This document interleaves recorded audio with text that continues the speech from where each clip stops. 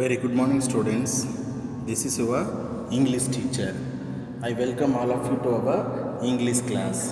Yes, students, I am happy to meet you again after a long time.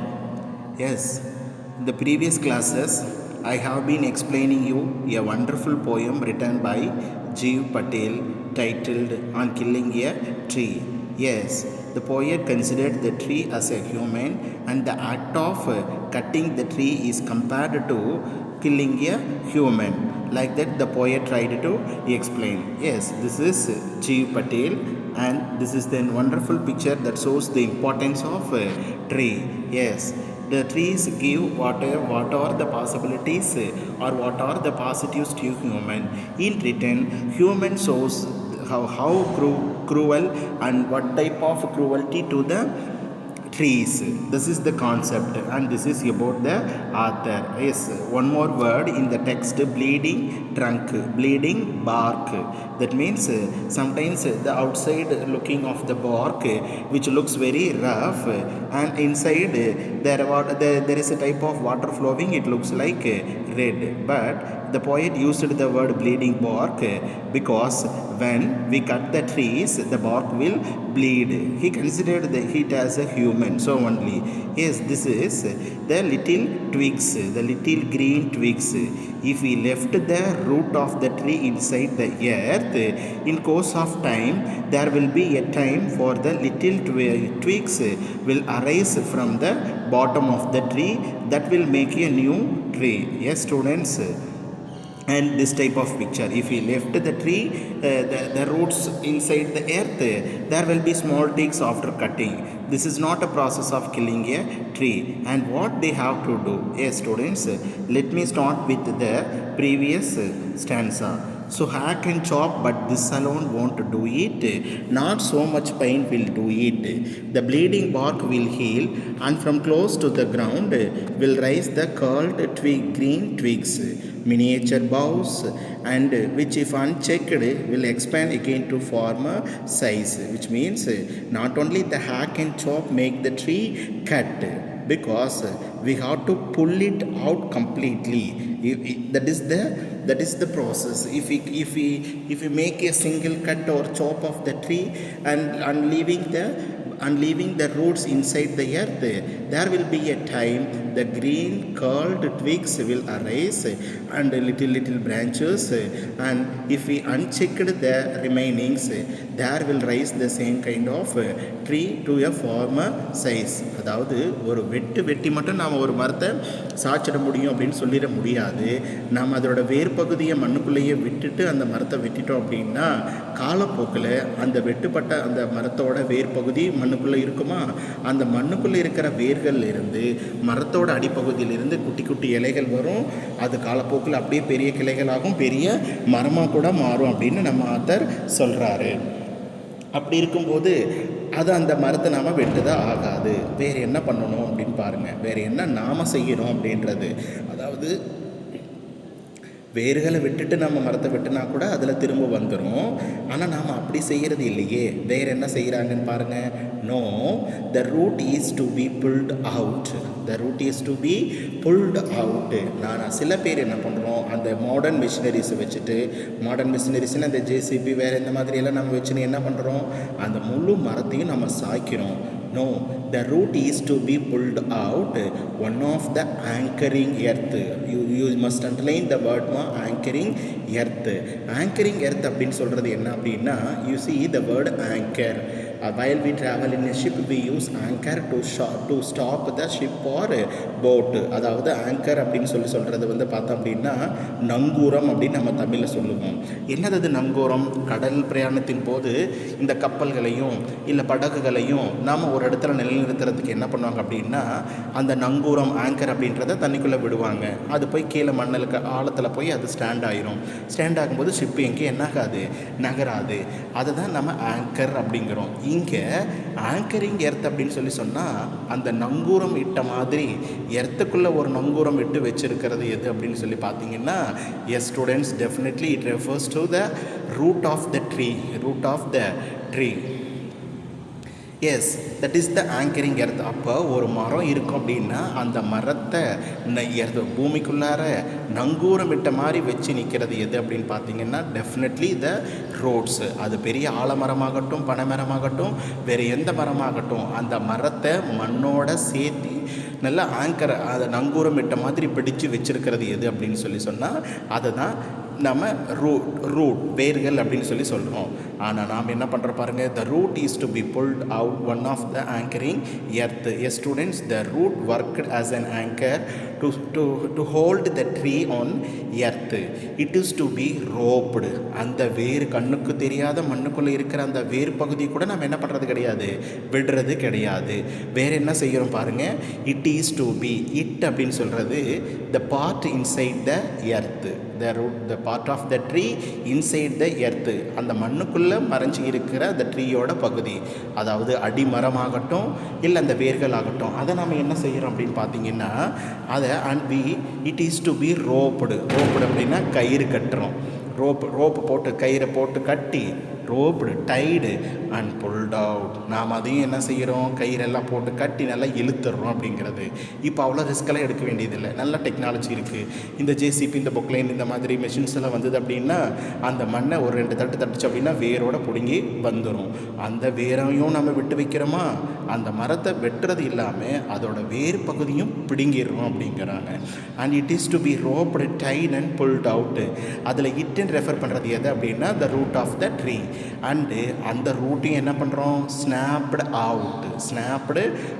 Snapped means பாருப்பா cut. We cut it out. Even we cut it out the root. இப்போ மரம் ஒரு 2 ton வருது அப்படின்னு சொன்னோம்னா அந்த வேர் பகுதி at least ஒரு 1/2 டன்னாவது வருமே அப்படின்ற நோக்கத்தில் நம்ம அந்த வேரோடு நம்ம பிடுங்கிடுறோம் அப்படிங்கிறாரு. Or pulled out entirely. We pulled out the root entirely. இப்படி தான் நம்ம அந்த மொத்த மரத்தையும் சாய்க்கிறோம். அப்படி இருக்கும்போது அந்த மரத்தோட இன்னொரு பகுதி, அந்த வேர் இருந்தால் தானே வர முடியும், வேரையும் பிடுங்கிடணும். அந்த இடத்துல மரம் இருக்கிற சுவடே இல்லாமல் போயிடும் அப்படின்னு சொல்கிறோம். பாருங்கள், no, the root is to be pulled out one of the anchoring earth. It is to be roped, tied and pulled out, snapped out or pulled out entirely out from the earth cave. You see, we pulled out entirely. What we pulled out entirely? We pulled out entirely the root of the tree out from the earth cave. You see the word my earth cave. பூமி அப்படின்ற குகைக்குள்ளே இருந்து அந்த வேர்களை நாம் வெட்டுக்குன்னு பிடுங்கி எரிஞ்சிடுறோம் அப்படிங்கிறது தான். ஏன் அந்த எர்த்து கேவ்னு சொல்லியிருக்காரு அப்படின்னா அந்த எர்த்துக்குள்ளே மண்ணுக்குள்ளே இருக்கிறத நம்மளால் அதை பார்க்க முடியாது. அந்த வேர்கள் எங்கெங்கெல்லாம் போகிறதுக்கு பாசிபிலிட்டி இருக்கோ அங்கெங்கெல்லாம் அந்த மண்ணுக்குள்ளே போயிருக்கும். அதாவது பூமிங்கிற குகைக்குள்ளே போய் அந்த வேர்கள் எல்லாம் ஒளிஞ்சு இருக்கும். ஆனால் நம்ம அதையும் விடாமல் என்ன பண்ணிடுறோம், பிடுங்கிடுறோம் அப்படின்றது தான். பாருங்கள், or pulled out entirely out from the earth cave. Earth cave means inside or hidden in the earth. மண்ணுக்குள்ளே மறைஞ்சிருக்கிறது நம்ம பிடுங்கி எரிஞ்சிடறோமா, அப்புறம் என்ன ஆகுது பாருங்கள், அந்த நம்ம மண்ணோட பகுதி நம்ம பிடுங்கினதுக்கு அப்புறம் தான் and the strength of the tree exposed. அந்த வேரை நம்ம பார்க்கும்போது தான் அந்த மரத்தோட ஸ்ட்ரென்த்தே அங்கே இருக்குன்றதை நமக்கு தெரியும். எக்ஸ்போஸ்டு மீன்ஸ்மா shown, SHOWN. You see the tree's strength lies in roots. நாம் நினைப்போம் இவ்வளோ பெரிய பனைமரம், இவ்வளோ பெரிய ஆலமரம் அப்படின்னு சொல்கிறோம். அந்த ஆலமரத்தையும் தாங்கிட்டு இருக்கிறது வேர்களும் விழுதுகளும் அப்படின்னு சொல்கிறது தான். அந்த மரத்தை முழுசாக பிடுங்கினதுக்கு அப்புறம் தான் தெரியும் எவ்வளோ பெரிய மரம், எவ்வளோ வேர்கள், எவ்வளோ நீளமான வேர்கள், எவ்வளோ ஆழமான வேர்கள் அந்த மரத்தை இவ்வளோ ஸ்ட்ராங்காக வச்சுருக்கு அப்படின்றது. காற்று மலைக்கும் அசராமல் கம்பீரமாக ஒரு மரம் நிற்குது அப்படின்னா அந்த மண்ணுக்குள்ளே மறைஞ்சி இருக்கிற அந்த வேர்களால் தான். அப்போ அந்த வேர்கள் ஸ்ட்ராங்காக இருக்கிறதுனால தான் அந்த மரமும் ஸ்ட்ராங்காக இருக்குது. தட் இஸ் அப்போது அந்த மரத்தோட ஸ்ட்ரென்த்தையே நம்ம வெளியில் பிடுங்கிடுறோம் அப்படின்றது தான். இவங்க பாருங்கள், and the strength of the tree exposed. when we pull out the root of the tree completely from the earth, there only we can see the strength of the tree. exposed means நல்லா தெரியும். அப்போ மரத்தோட strength நமக்கு அப்போ தான் தெரியும் அப்படிங்கிறோம். அப்போ பாருங்கள், அந்த வேர்களை பற்றி என்ன சொல்கிறாங்க பாருங்கள், த சோர்ஸ், அந்த மரத்தோட மொத்த சோர்ஸும் அந்த வேர்கள் தான். The source source white and வெட்டு. ஒயிட் அண்டு வெட் அப்படின்னா ஃப்ரெஷ்ஷாக அந்த மண்ணுக்குள்ளே இருக்கிறது நம்ம வெடுக்குன்னு பிடுங்கிடுறோம். பாருங்கள், ஃப்ரெஷ் அண்டு ஸ்டில்லு. நம்ம பாருங்கள், மரத்தை வெட்டி ஒரு 2 நாள் 3 நாள் கழிச்சு இல்லை ஒரு வாரம் கழித்து நீங்கள் அந்த வேர்களை பிடுங்கினா கூட அந்த வேர்கள் ரொம்ப ஃப்ரெஷ்ஷாக தான் இருக்கும். ஏன்னா அது மண்ணுக்குள்ளே இருக்கிற ஈரப்பதத்தை எடுத்துக்கிட்டு இருக்கிறதுனால. ஆமாம், மொத்த மரத்துக்கும் தேவையான ஸ்ட்ரென்த்து எங்கள் எர்த்துக்குள்ளேருந்து கிடைக்கிது. ஆனால் எர்த்துக்குள்ளேருந்து எப்படி பாஸ் ஆகுன்னு பார்த்தீங்கன்னா வேர்கள் மூலியமாக தான். அப்போது the strength of the tree exposed the source white and wet. White and wet means fresh still. இன்னும் நம்ம ஃப்ரெஷ்ஷாக தான் இருக்கும் அந்த வேர்கள். The most sensitive hidden for years inside the earth. Most sensitive. பாருங்கள், அந்த வேர்களை சென்சிட்டிவ் அப்படின்னு சொல்கிறாங்க. ரொம்ப கூச்சு சுபாவம் பட்டுட்டு வெக்கப்பட்டுட்டு மண்ணுக்குள்ளேயே மறைஞ்சிருக்கும். Hidden for years inside the earth. ஏன் நம்ம ரொம்ப நாள் கழித்து அந்த வேர்களை பிடுங்கினா கூட ஃப்ரெஷ்ஷாக தெரியும் அப்படின்னா பாருங்கள், அதுதான் அந்த வேணுன்ற ஈரப்பதத்தெல்லாம் எடுத்துகிட்டு தானே இருக்கும். அதை இவர் எப்படி சொல்கிறாருன்னா, அந்த மரத்தோட வேர்கள் எப்பயுமே ரொம்ப சென்சிட்டிவ், கூச்ச சுபாவம் கொண்டது. எப்பயுமே தன்னை என்ன பண்ணிக்காது, வெளிக்காட்டிக்காது. அதனால் அது எத்தனை நாள் கழித்து நாம் அதை பிடுங்கினாலும் ஃப்ரெஷ்ஷாக தான் ஸ்டில்லாக தான் இருக்கும் அப்படின்றது. பாருங்கள், மரம் அப்படின்னு நம்ம சொல்கிறோன்னா அதோட ஆதாரமே அந்த வேர்கள் அப்படின்றது தான். அப்போ பாருங்கள், நான் அந்த செட் ப்ராக்கெட் போட்டிருக்கிற அந்த இடத்துல பார்த்தீங்கன்னா மொத்தமும் வேர்களை பற்றி சொல்கிறது தான். பாருங்கள், out from the earth cave and the strength of the tree exposed the source white and wet. The most sensitive, அந்த மோஸ்ட் சென்சிட்டிவ் பார்ட் அப்படிங்கிறது root of the tree. Hidden for years inside the earth. Inside மரத்துக்குள்ளே ஒளிஞ்சிருக்கிறது நம்மளுக்கு தெரியுது. Yes students, let me read the ஸ்டென்ஸா.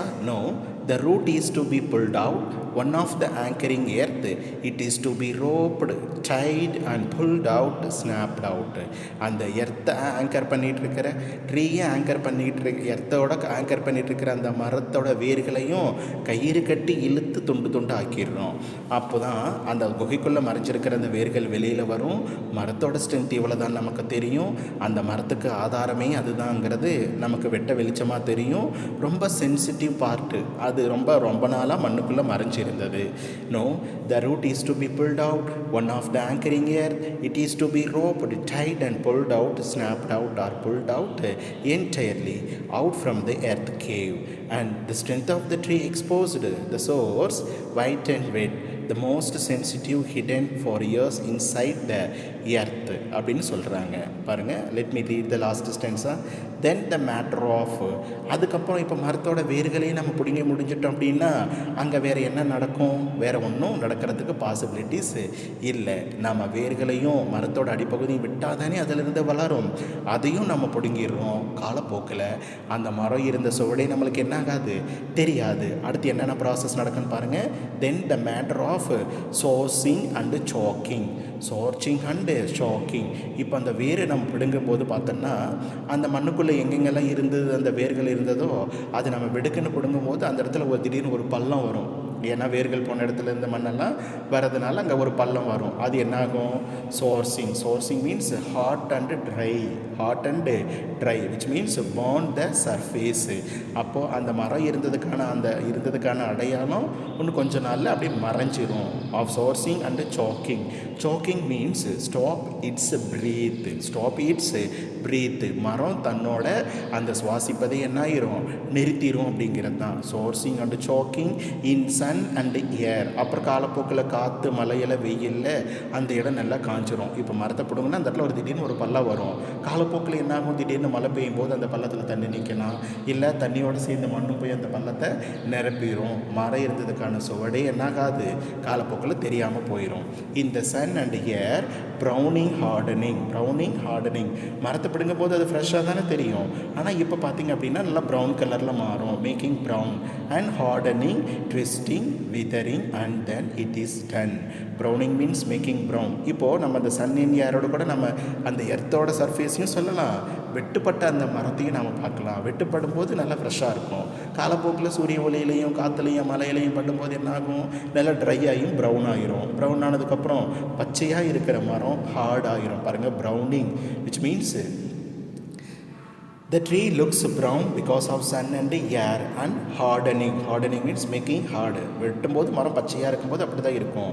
அது காயும் போது தான் ரொம்ப அதோட ஸ்ட்ரென்த் இன்னும் நமக்கு நல்லா கிடைக்கும். நம்ம அதை உட்டாக யூஸ் பண்ணுவோம் அப்படின்றது. Hardening make hard and twisting. Twisting means distorted.